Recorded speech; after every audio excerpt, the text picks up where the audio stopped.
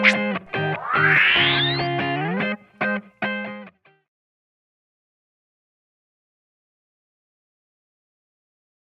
right, thank you very much. That was a very long introduction.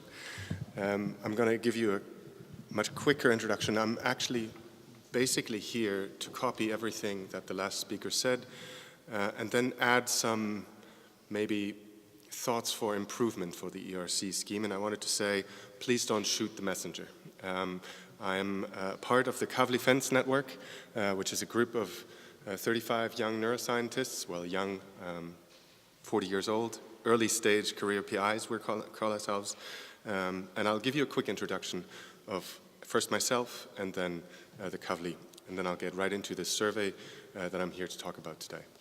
So this is my lab. I'm usually a computational neuroscientist, so I make models. My lab sits in front of the computer mostly, and we think about how to build models that reflect what's going on in the brain. And I'm mostly focusing on inhibitory synaptic plasticity. That's not what I'm here to talk to you today for. I've been a PI for 4 years. I'm mostly on soft money. I'm on tenure track at the University of Oxford with what's called a Sir Henry Dale Royal Society and Wellcome Trust research fellowship that is very similar in format and in format to the ERC grants. I'm 40 years old. I have 3 daughters and by now 12 lab members.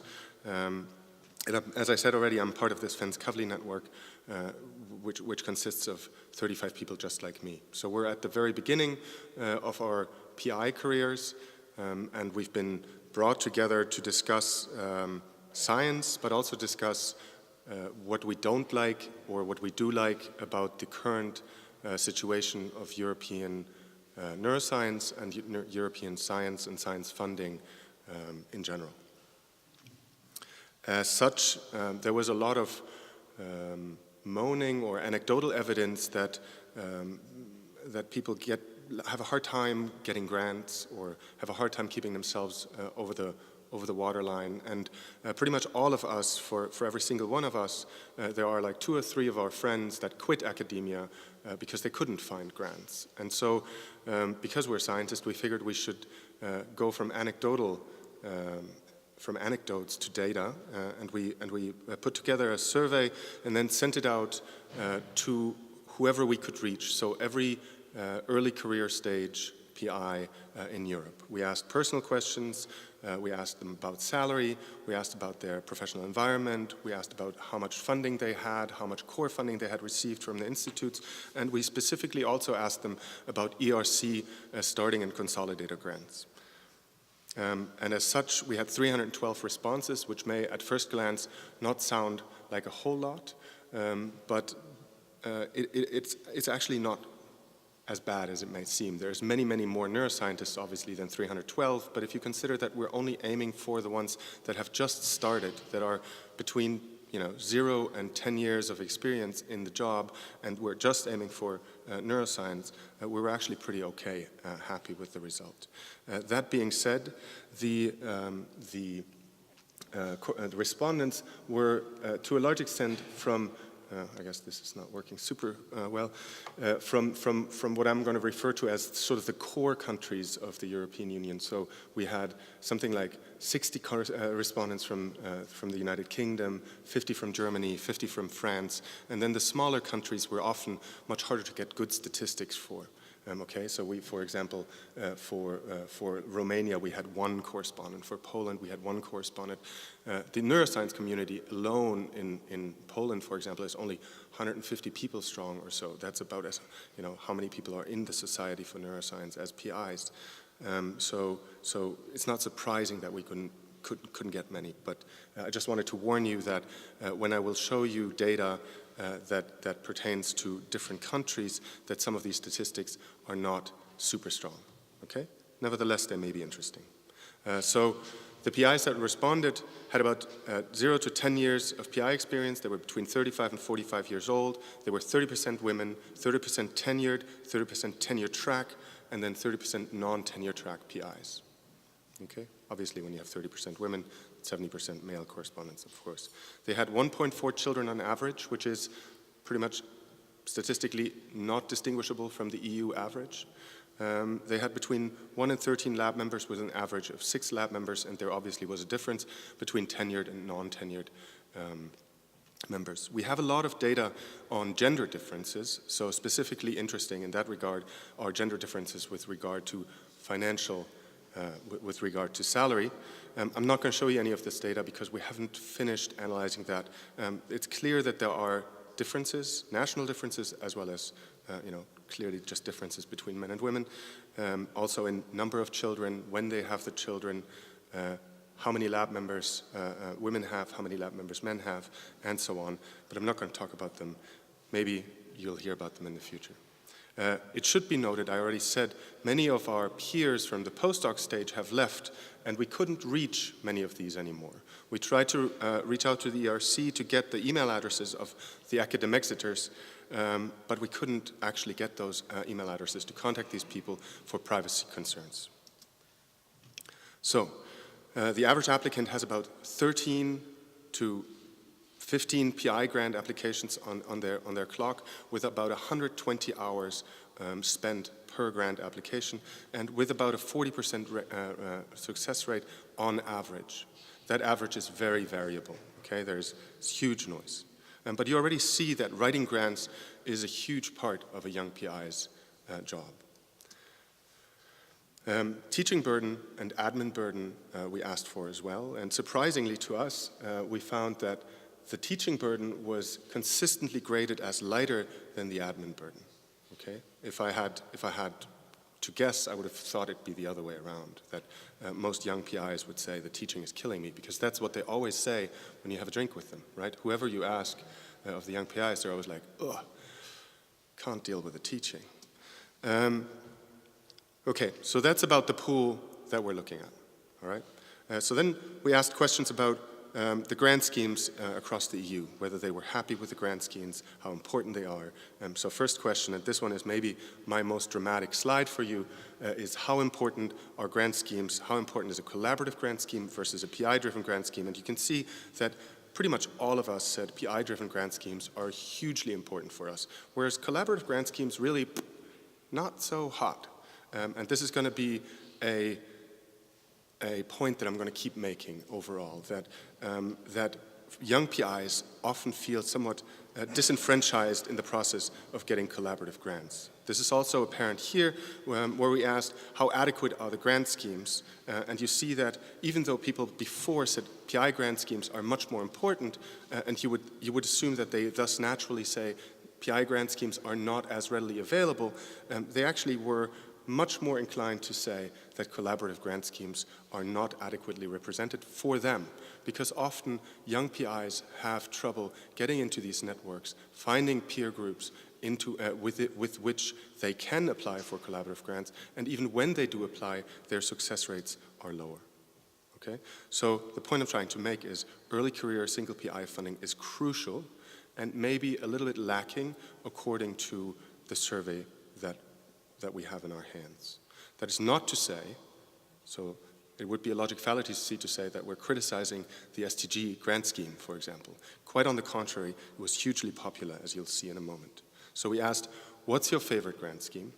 And like you see that the ERC grant schemes were hugely, by a large margin, more popular than any other grant scheme. And I have to warn you here too that this is not properly finished in the analysis, because obviously someone from Germany is not going to report on grant schemes in England and vice versa. So there is a bit of a skew in here. But if you just compare how the ERC is performing there to the HFSP, to the Human Frontiers projects, science projects grants, you'll see that there is no question, right? Like it's just like the difference is vast. This is also sort of corresponding with what people said when we asked them, what's the perfect grant for you? Okay, people said, we want a grant with between 0 and 10 pages of application material, 2 stages, a duration of around 5 years, a budget of around 2 million, and between 0 and 6 collaborators. Okay? Now, again, here it's important to mention also that we had a lot of comments that people would love to apply for collaborative grants with one or maybe two collaborators, but they were shy to do so because a lot of times the collaborative schemes would specify that you should have 6 or so collaborators, and they couldn't come up with that kind of number. And then I'm going to say something else about the number of stages later on. That's going to be the last part of my talk. If you want to read about this part, this has been published already by our former chair, Jutta Poyarasi, in a News and Views type of article in Nature last year. Okay, so then I'm coming back to this point, and I'm going to sound a little bit like a broken record. We asked again, how is the funding situation for you? What's the adequacy of national funding schemes? And so this is the distribution of answers between bad and good. You see that there's some sort of bimodal distribution there, not totally unexpected. And similarly, when we asked, what's your situation? How reliant are you on EU funding schemes? Some said very much, and others said not at all. And then when we asked them, what's the adequacy of funding schemes? We got a quite surprising answer, we thought, in that there was very few people who graded the funding situation in the EU as adequate for them. Okay? Now again, don't shoot the messenger. I'm just saying. If we split this up into countries, it becomes quite interesting to look at too, because it turns out that the people that say they have adequate funding naturally often come from the countries in the EU that have stronger economies at the time. Again, you see that there are some exceptions in there, like Poland, but remember that we only had one respondent from Poland, whereas most other countries have many, many more. And that map flips then when you ask what's your reliance on EU funding. Naturally, the countries where national funding is not appropriate or adequate, people will rely heavily on EU funding schemes. And this is also anecdotally true. You probably know better than me of a number of your colleagues that have had to downgrade their labs considerably when they failed to get renewal for an EU grant, when they were in countries like, for example, Greece. And then we asked for the adequacy of funding schemes, remember, and we split that up by countries. And you see that, again, the same pattern emerges. So some of the less economically fortunate, or let's say, this is all loaded vocabulary, so please excuse my somewhat uncareful naming of this. The PIs in, let's say, peripheral EU countries were often much less enthusiastic about adequacy of funding schemes. Okay. We asked, what are the bottlenecks in funding? And this is a slide that I acknowledge that you probably won't be able to read, but the same chorus comes through again. So low success rates in most grants. PI-driven projects are limited to the EurASc, and the overall number of PI-driven grants is low. And this is, again, especially true for peripheral EU countries. And then when we've showed this data before, we often get in less formal settings the question, like, look, there is a lot of collaborative grants. And again, when you're a postdoc, it's essentially impossible for you to apply for a collaborative grant. And that's really where the starting grant makes a huge difference. It's essentially your ticket into academia. And as that, the starting grants that the EU and the ERC are providing are just hugely important. And as you will probably know better than me, the ERC has every year more great applicants than they have money to give out.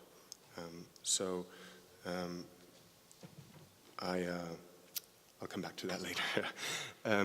Anyway, so self-reported, there's much lower success for collaborative grants. And then we asked them whether they could sign up for the sentence, the current grant funding budget is skewed towards big multi-investigator collaborations. Such grants favor experienced PIs over early career PIs with smaller networks. I would therefore welcome a change in the distribution of funds towards more single PI grants to strengthen early career science in Europe. Do you agree with that statement? What do you think should be the percentage of people that said yes? It's a fishing expedition, right? It's much easier to say yes than to say no to that question. But they're all scientists, so that should, counter it. How many people said yes? More than 90% of the young PIs we asked said yes to that statement. And then here's another interesting one, because this one is with the Human Brain Project being constantly in the press. We asked whether the PhET schemes, and for neuroscientists, PhET schemes are mostly the Human Brain Projects, are an asset for them personally. And many more young PIs in our survey said no to this than yes. This is also apparent in this question where we said, will you ever or have you ever applied for a PhET scheme funding, like the Human Brain Project? And 70% of the respondents said no. And many actually said, we don't even know what PhET is. So it seems that there's also a little bit of a disconnect towards us, towards advertising what PhET is. We all know what the starting grant is because it's the holy grail, right? But what PhET is maybe not as apparent. So with that said, this is what I wanted to say a moment ago. The Fence Kavli Network would kindly ask you to increase the budget for single PIs. And I should say, I'm also not a single PI, not by any means, but I'm not in that category anymore. So we're really sort of not asking for ourselves. We're just growing out of that stage, in fact, right? So if the ERC will decide to allocate more money away from other funding schemes towards the starting grants and consolidated grants, specifically to the starting grants, this will be of no benefit to me. So this is not for my own benefit, or for many in the Kavli Fence Network, I should say. This is just something that reoccurs in the conversation of young scientists. So then we asked, given that you all love the ERC so much, apparently it's your favorite funding scheme, how satisfied are you? And people reported pretty satisfied. Where 10 is super and 0 is not so super, they were at a 6. We thought that's, a 60% satisfaction rate. Not super high, but not super bad either. And then we split that into accepted and rejected, and we saw that, there was a bit of a discrepancy. Clearly, this is, a bias towards how you did in that scheme. And then we asked the respondents to self-correct. We said, hey, if you had, gotten a different result in your ERC grant, how satisfied would you be? And they actually were pretty accurately going back to the average. So they said, hey, if I had gotten this grant, I'd probably give you 2 points more. And this is important to remember in the next question that we asked them. Okay? We asked them, were your reviewers fair?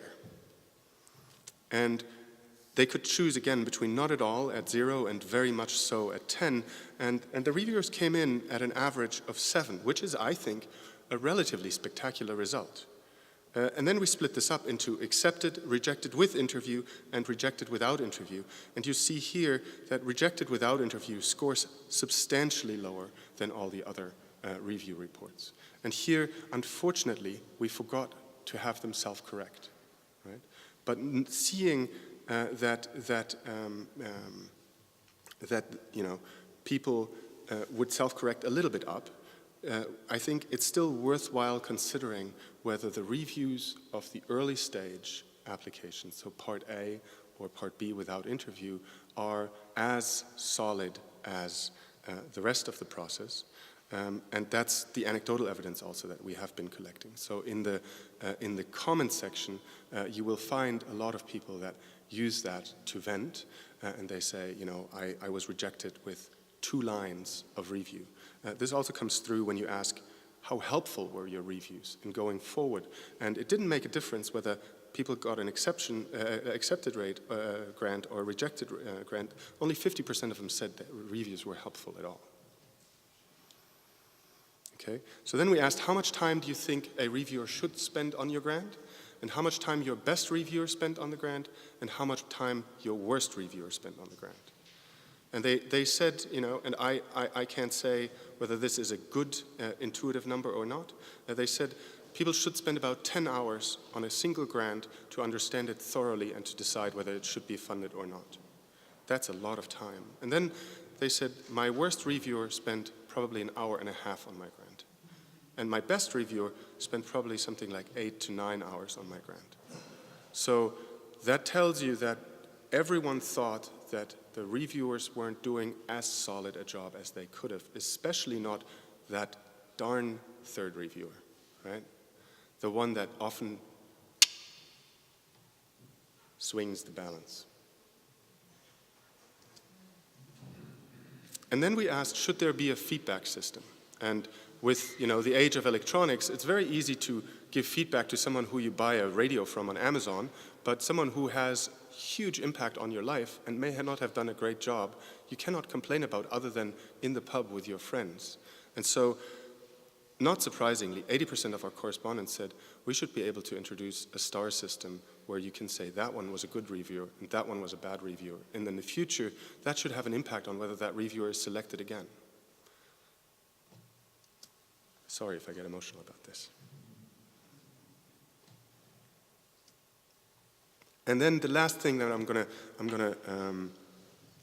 bring to you is something about the two-stage process of the EurASc. I already mentioned this. You probably all know this better than me. If you submit a starting grant, you submit Part A and Part B together.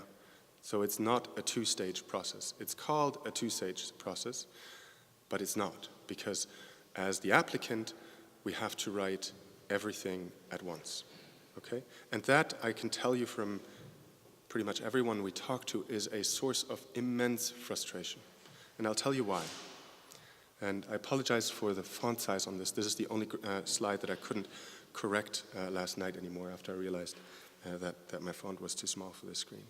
I'll tell you what's on the slides if you can't read. We asked, how much time did you spend on your EurASc grant on average? People said around 175 hours. For the starting grant, a little less for the consolidated grant. And then we asked, how much time would you have saved if it was a true two-stage process? Okay, so they said, oh, we would have saved around 90 hours of work by not writing Part B when we had to, and then subsequently got rejected for Part A. And then we asked, how much of that time could you reuse? So how much of the time that you could have saved you actually used for another grant? And people said, well, about 50% I used for another grant. So it was good intellectual work. It was sort of workout time for me intellectually. And so then we asked, well, what does that come to per grant in terms of numbers of hours, and pardon my language again, wasted, right? Number of hours writing a grant that no one's ever going to read, that goes right into the trash can. 38 hours wasted for the starting grant application, 25 hours wasted for every consolidated grant that doesn't make it to stage B. Now, you know the rejection numbers for the EurASc, so typically they're around this. I think this is from 2015, 1,960 rejections in the starting grant and about 1,360 in the consolidated grant. What is the number of hours that we have cumulatively wasted writing grants that went into the bin? Make a guess for yourself with every application round. It's 60 man-years or woman-years that go right into the bin. And that's something that we are all, as young starting researchers, passionate about. It's also money that often the EU spends on these researchers. And that's really one of the 3 points that we would really like to drive home, in that it should be a true two-stage application process. And we do know that there are political intricacies that are to consider, and that the EurASc is a behemoth, and they're spending a lot of money on us. And by no means we're saying that we're not grateful for the money. In fact, I think I've shown you that it is our favorite grant scheme. But this is a source of immense frustration, and other grant schemes do it better. For example, the Human Frontiers have a two-stage process. Strangely, it's not nearly as popular as the EurASc. And of course, this is just our opinion, as the Big Lebowski said, so take all of this with a grain of salt, but it is based on survey data that we've collected from over 300 respondents in the EU. And with that, I'll just reiterate again, EurASc grants are hugely popular, and we would love more of it. The reviewer system and the two-stage process are a source of frustration across everyone that we've spoken to, and that's it. So the Fence Kavli Network, as I said, are 35 people, and I would like to specifically mention here Megan Carey and Carlos Ribeiro, as well as Panayota Poyarazi and Matthew Grubb, who are all instrumental in making this survey happen. So thank you for your time.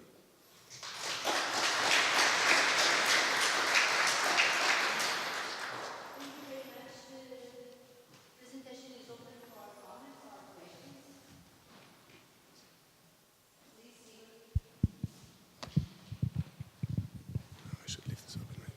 So my name is Sigurd Wagner. I worked at Bell Labs for about 10 years in the 70s when research was infinite. And I always dealt with questions since then, since having been at the university. I'm at Princeton. If you wanted to do something at Bell Labs, you went to your department head as a beginning member of staff and said, I want to do this. And as an experiment, I usually needed money for some piece of equipment. And there were two answers. He said either yes, go ahead, or he says it's November, we have to wait till January till they get the new budget. And the reason was, when you were a member of Bell Labs, they trusted that you knew what you were doing. You don't need to do any explanation other than to your department head, who knew exactly the field you were working in. So there was a technical evaluator, and it was done within minutes. And the other comment I have is I've reviewed an infinite number of proposals. I think there's nothing that needs more than 5 or 10 pages. I've looked at ERC starting grants, which have this A&B format, and the distillate in the grant is in section B in 4 pages, and you don't need anything else. That's what I've found.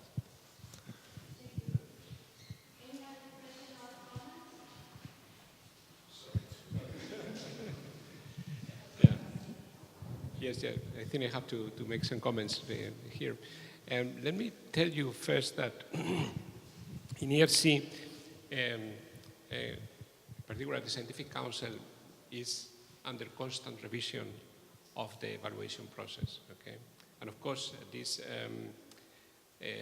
two-stage approach has been addressed many times, okay, and whether to review useful for ERC or not, and so on. So, but let me first explain how we do this. What we do is that we collect a lot of feedback from the calls, from applicants, and also from panel members. All in the panels.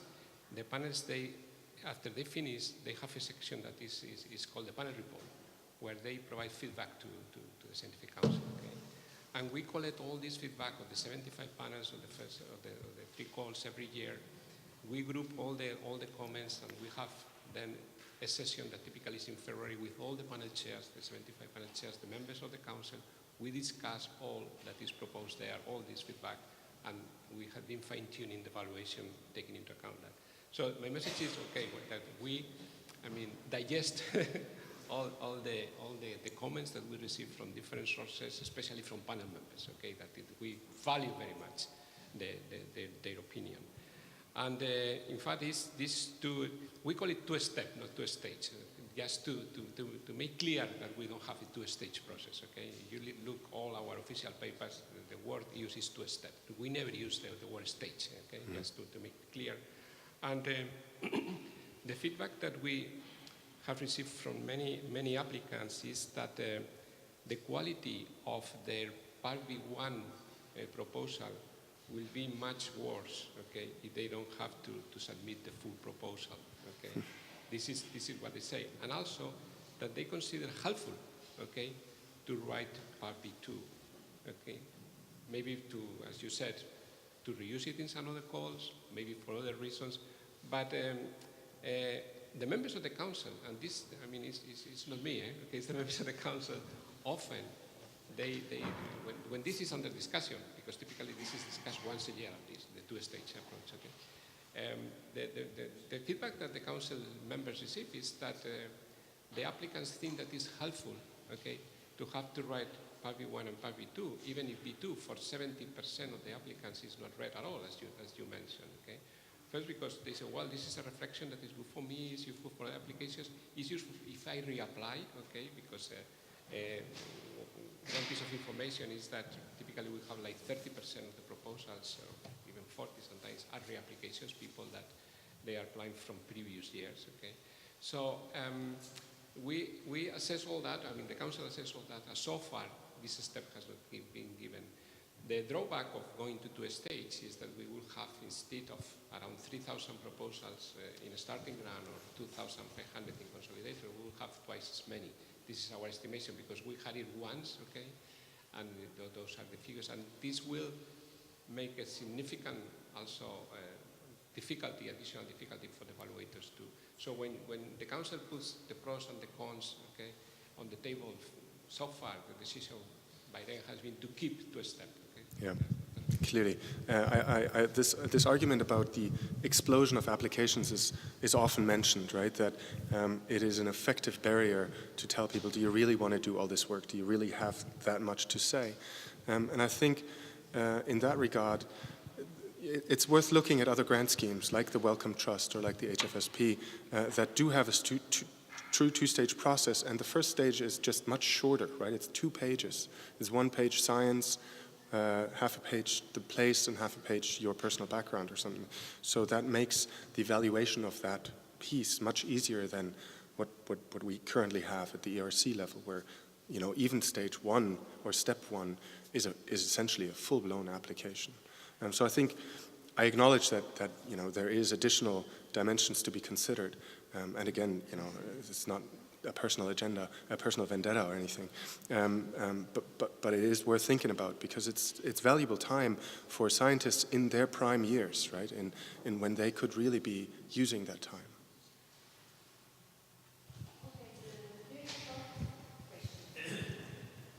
Yeah, I think that you comment about the ERC and as it was said, the ERC should be the best. And you also spoke about the fact, the future emerging technology, which is something that youngers could promote and should have impact on their own careers. And you did not show the conclusions. And you know, as I know, that only the rate of success is 1.4%, which means that you lose a lot of time, and the European Commission should change, because the future emerging technology should support really brilliant ideas that goes from incremental to future challenges. You started mentioning this in your presentation. You did not show any conclusions about it. So that may be because we were faced with a problem in our survey in that we had exploding numbers of questions. So once you started thinking of questions, it became, and the same actually with this presentation. I only had 25 minutes.